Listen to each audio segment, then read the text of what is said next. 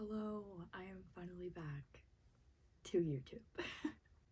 I'm not gonna lie, I kind of lost my motivation for booktube and YouTube in general for a little while, mostly due to the fact that it is very hard for me to find time to film when, you know, family isn't in the immediate area that I'm filming and would hear everything I'm saying.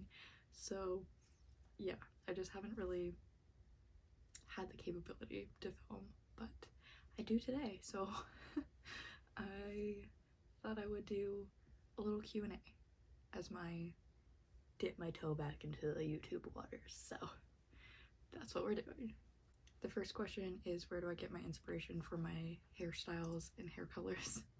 And honestly, everywhere and nowhere.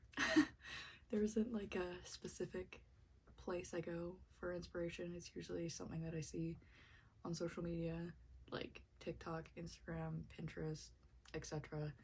Sometimes I'll just like see the same haircut a million times and I'm like, yeah, I want that. And that's basically how I got the like shag type haircut. Whereas the green was more of, I had the underneath part blonde already, and I missed color, but I didn't want to do my full head, so I just went green underneath.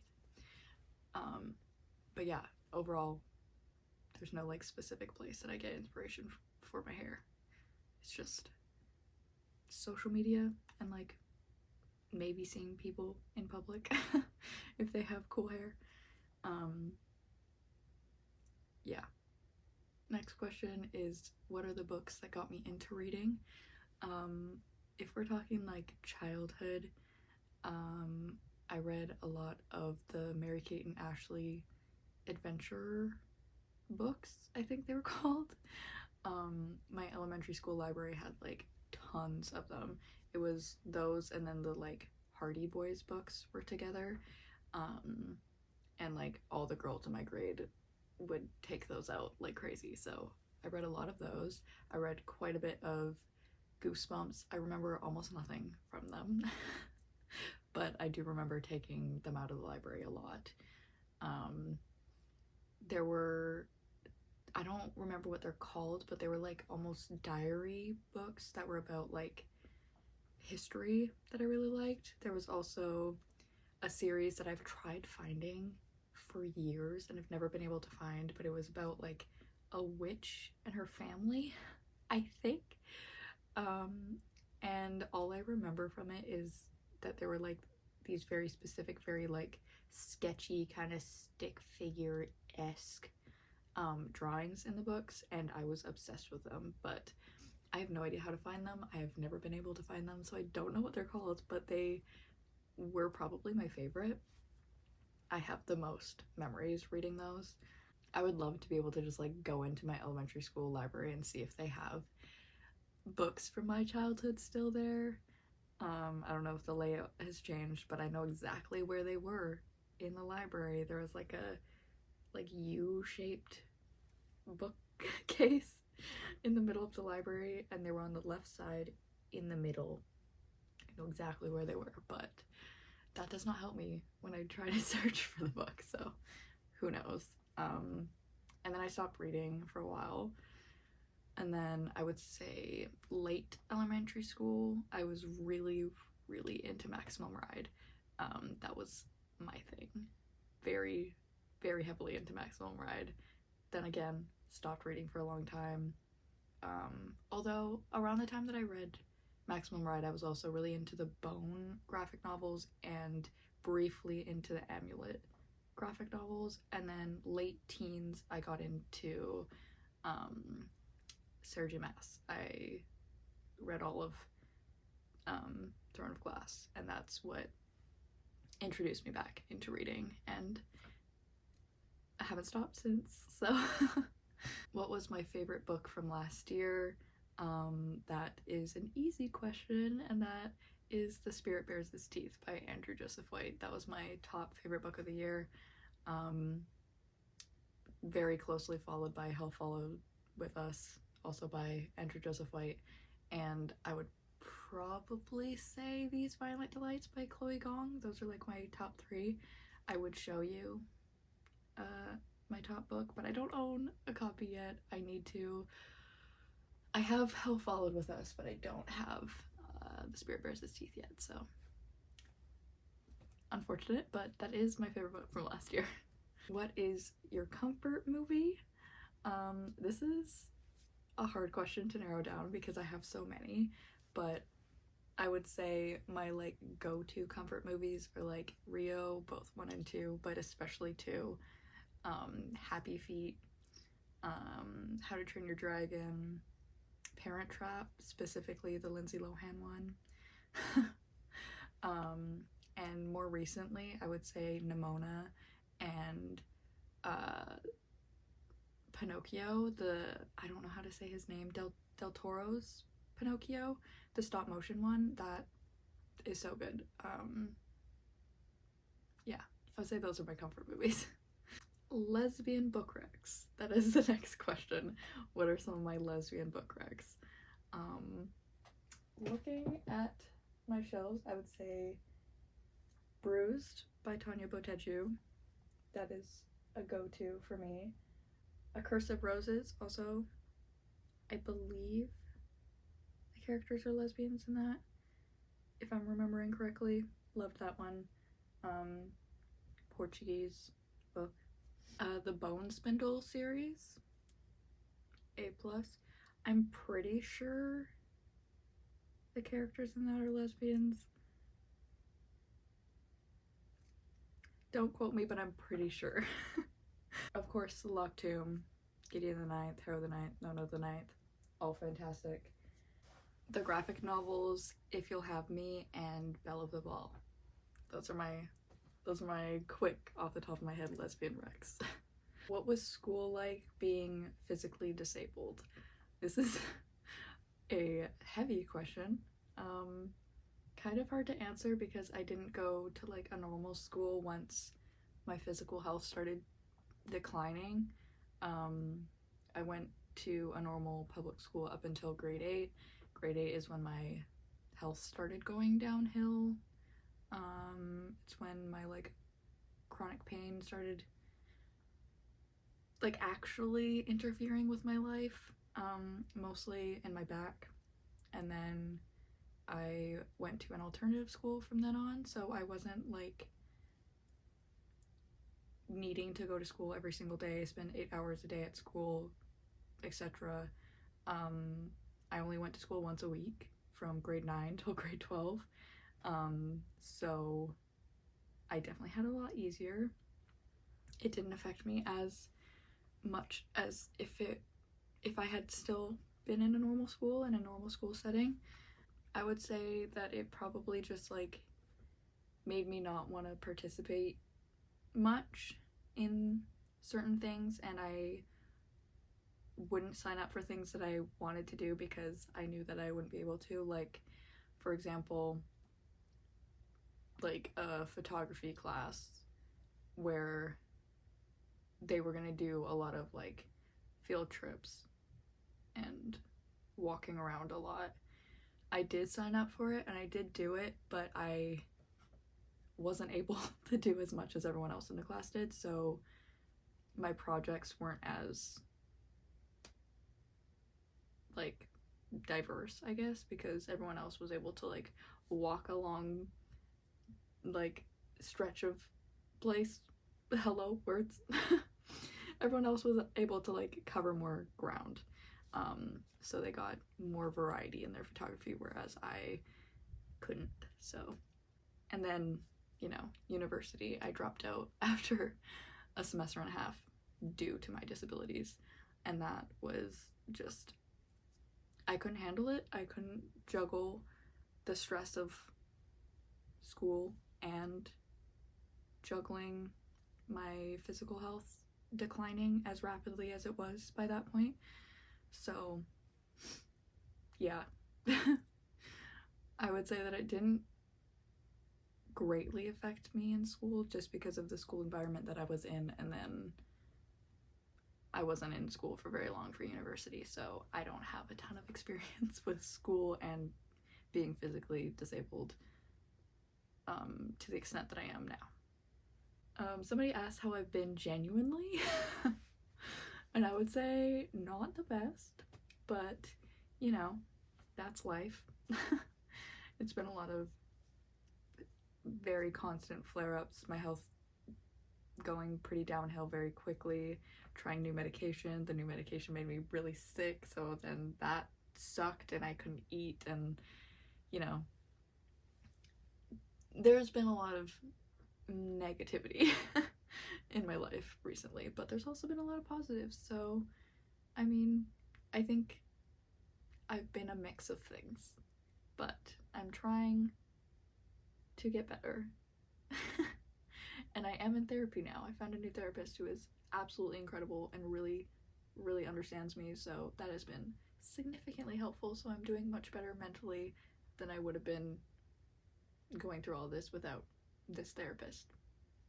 Am I neurodivergent, or are my disabilities only physical? I'm just gonna say yes. I don't have any official diagnoses. I haven't gone through like an actual professional diagnosis assessment,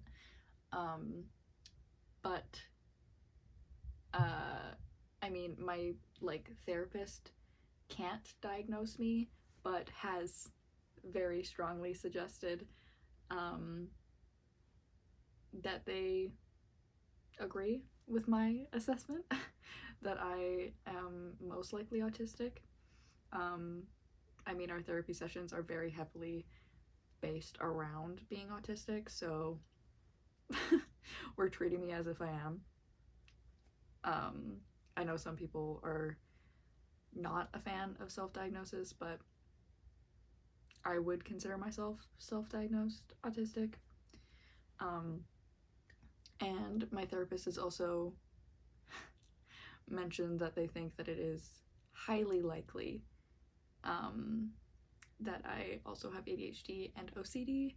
So long story short, I would consider myself neurodivergent. Yes.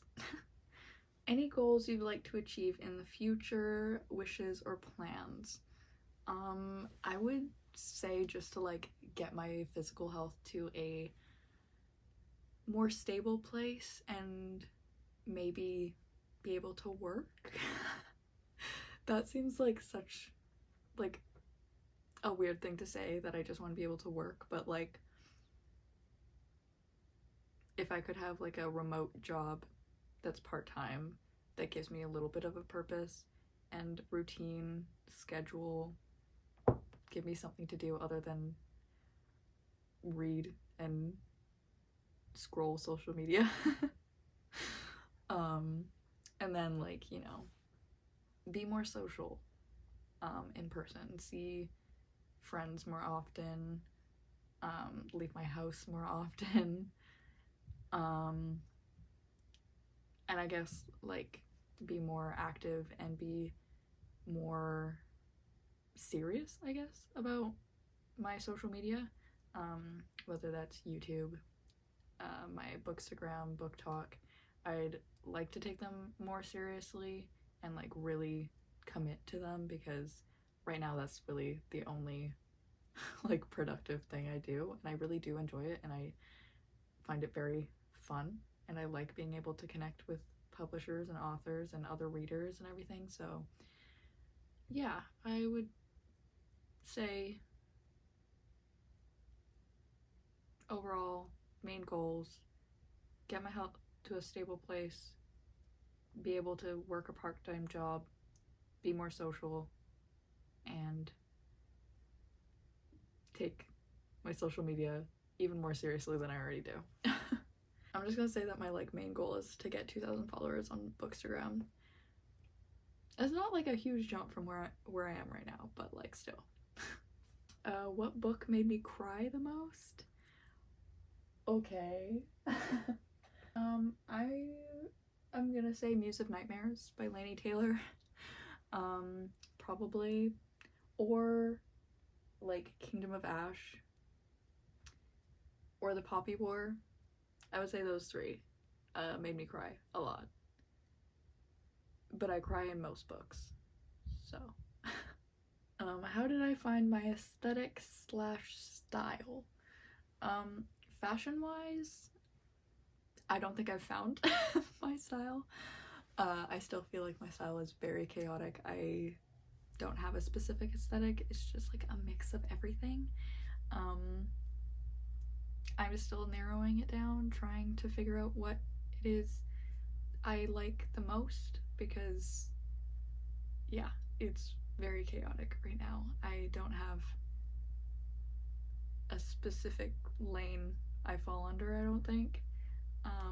Aesthetic wise, in general, overall aesthetic,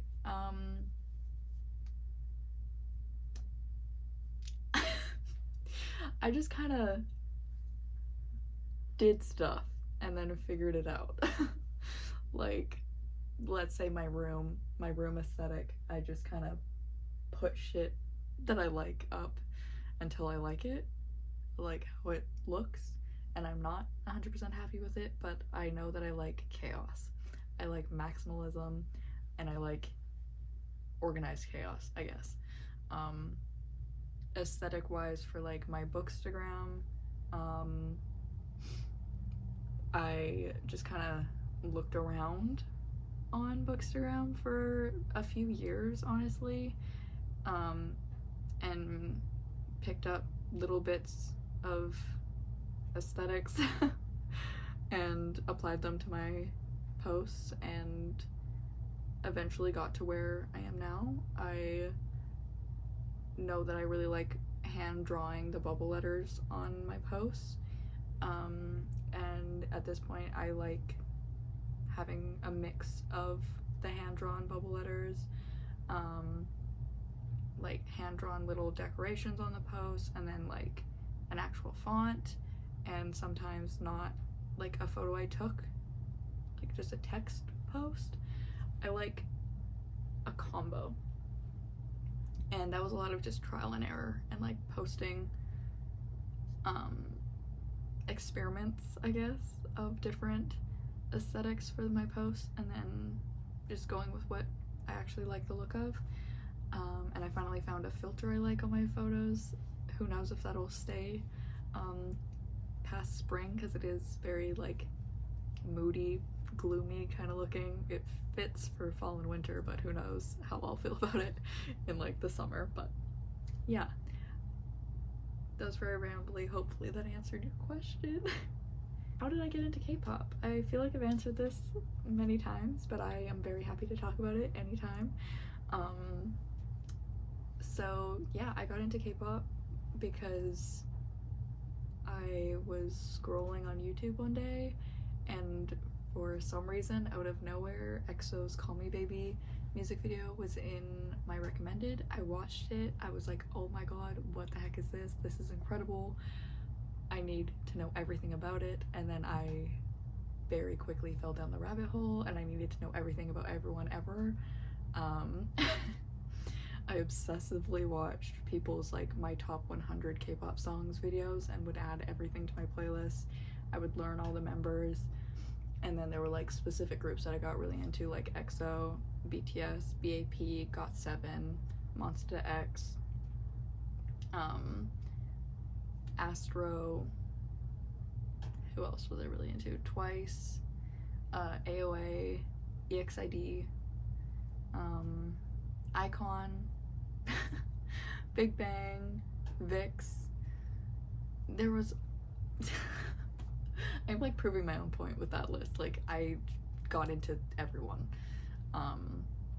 It was very much a I need to know everything about every single group that has ever existed, and then I just stayed at that level for years. I am in my 8th, I think, year of being a K-pop fan, and I still listen to and stan majority of the industry, so I don't like things casually, clearly, and K-pop is no different. Hello? Sorry if the angle changed, my dog came in here. Next question was, have I read Percy Jackson?